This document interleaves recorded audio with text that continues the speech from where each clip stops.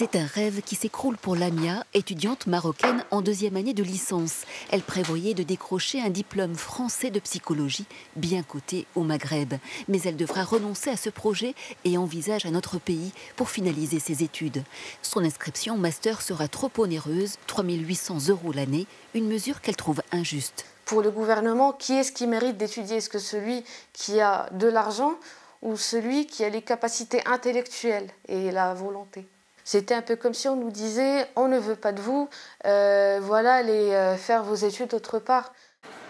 Les étudiants d'origine africaine sont nombreux à l'UBO. Ils représentent 60% des étudiants étrangers. La plupart n'aura pas les moyens de payer des frais allant de 2 700 à 3 800 €. C'est la déception et un sentiment d'être trahi parce qu'avant de venir, on nous a vendu l'image d'une France qui est ouverte à l'international et qui accueille des étudiants venant de différents pays. C'est aussi la surprise pour le président de l'UBO. Il déplore cette barrière d'ordre financier et trouve dommage de mettre à mal ce qui reste de la francophonie et des échanges existants. Chaque université, chaque établissement d'enseignement supérieur a développé une stratégie à l'international avec des partenariats importants, des liens privilégiés avec certains pays, des habitudes de formation aussi.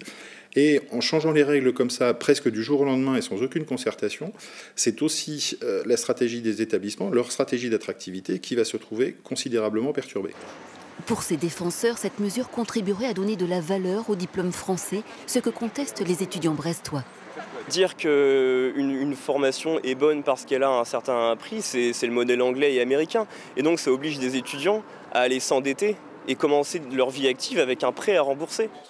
Plusieurs manifestations d'étudiants sont prévues demain en Bretagne.